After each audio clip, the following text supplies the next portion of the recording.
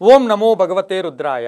ನಿತ್ಯಭಕ್ತಿ ಕಾರ್ಯಕ್ರಮಕ್ಕೆ ಸುಸ್ವಾಗತವನ್ನು ಕೋರುತ್ತಾ ಮಹಾಶಿವರಾತ್ರಿಯ ಮಹತ್ವ ಏನು, ಆಚರಣೆ ಏನು, ವಿಶೇಷಗಳೇನು, ಇಂದು ಯಾವ ರೀತಿ ನಡ್ಕೋಬೇಕು, ಯಾವ ಸಮಯ ಶ್ರೇಷ್ಠ, ಯಾವ ಯಾಮ ಶ್ರೇಷ್ಠ, ಎಲ್ಲಕ್ಕೂ ಕೂಡ ಉತ್ತರವಾಗಿ ಇಂದು 26ನೇ ತಾರೀಕು 2ನೇ ತಿಂಗಳು 2025 ಬುಧವಾರ ಮಹಾಶಿವರಾತ್ರಿಯನ್ನು ಆಚರಣೆ ಮಾಡ್ಕೊಳ್ತಕ್ಕಂಥ ಪರ್ವ ದಿನ, ಶಿವನಿಗೆ ಇಷ್ಟವಾದ ದಿನ, ಶಿವಲಹರಿಗಳು ಎಲ್ಲ ಕಡೆ ಇರ್ತಕ್ಕಂಥ ದಿನ ಕೂಡ ಇದಾಗಿರುತ್ತೆ. ಶಿವ ವಿವಾಹವಾದ ದಿನ ಕೂಡ ಇದಾಗಿರುತ್ತೆ. ಗಂಗೆ ಭೂಮಿಗೆ ಬಂದಂತಹ ದಿನ ಕೂಡ ಇದಾಗಿರುತ್ತೆ. ಅಷ್ಟೊಂದು ಅದ್ಭುತವಾದ ದಿನ. ಹಾಗೆಯೇ ಬಹಳಷ್ಟು ಇಂದು ಶ್ರವಣ ನಕ್ಷತ್ರ ಕೂಡ ಇದೆ, ವಿಷ್ಣು ಅಂಶ ಕೂಡ ಇರ್ತಕ್ಕಂಥ ದಿನ ಕೂಡ ಇದಾಗಿರುತ್ತೆ.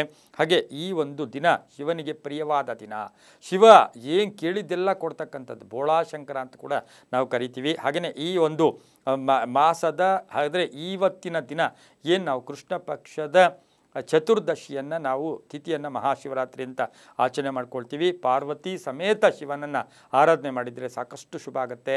ಹಾಗೆ ಇಂದು ಜಪ ಮಾಡ್ತಕ್ಕಂಥದ್ದು, ಉಪವಾಸ ಇರ್ತಕ್ಕಂಥದ್ದು, ಜಾಗರಣೆ ಮಾಡ್ಕೊಳ್ತಕ್ಕಂಥ ದಿನ.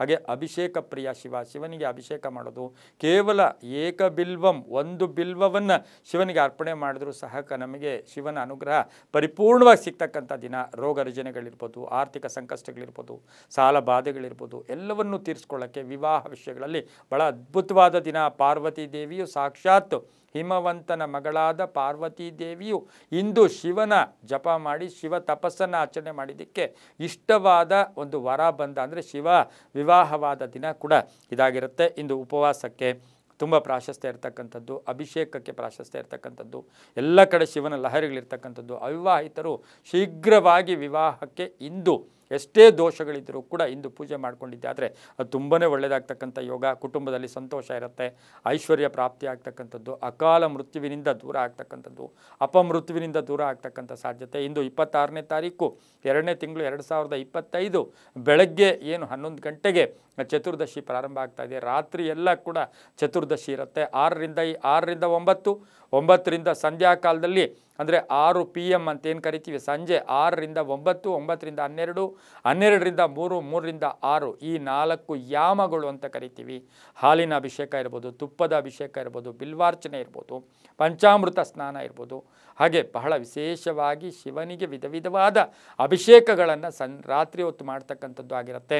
ಯಾಕೆಂದರೆ ನಮಗೆ ಗೊತ್ತು, ಸಮುದ್ರ ಮಂಥನ ಕಾಲದಲ್ಲಿ ಆಲಾಹಲ ಉದ್ಭವಿಸಿದಂಥದ್ದನ್ನು ಕುಡಿದು ನೀಲಕಂಠನಾದಂಥ ಶಿವನಿಗೆ ವಿಷ ಹತ್ತಬಾರ್ದು ಅಂತ ಪಾರ್ವತಿ ದೇವಿಯು ರಾತ್ರಿಯೆಲ್ಲ ಉಪವಾಸ ಇದ್ದು ಶಿವನನ್ನು ಕಾಪಾಡಿದಂಥ ದಿನ ಕೂಡ ಇದಾಗಿರುತ್ತೆ. ನಮಗೂ ಗೊತ್ತು, ಬ್ರಹ್ಮ ವಿಷ್ಣು ಮಹೇಶ್ವರರಿಗೆ ಶಿವ ಲಿಂಗ ರೂಪಿಯಾಗಿ ಅಂದರೆ ನಾನು ಹೆಚ್ಚು ಅಂದಾಗ ಆದಿ ಹಂತವನ್ನು ಹುಡುಕೋಕ್ಕೆ ನಿಮಗೆ ಅವರಿಗೆ ಕಳಿಸ್ಕೊಟ್ಟಂಥ ಸಂದರ್ಭದಲ್ಲಿ ಸಾಧ್ಯವಾಗದೇ ಇರತಕ್ಕಂಥ ಸಂದರ್ಭಕ್ಕೆ ಅನುಸಾರವಾಗಿ ನೋಡೋಕ್ಕೆ ಹೋದಾಗ ಲಿಂಗ ರೂಪಿಯಾಗಿ ಆವಿರ್ಭಾವ ಆದಂಥ ದಿನವೇ ಇಂದು ಮಹಾಶಿವರಾತ್ರಿ.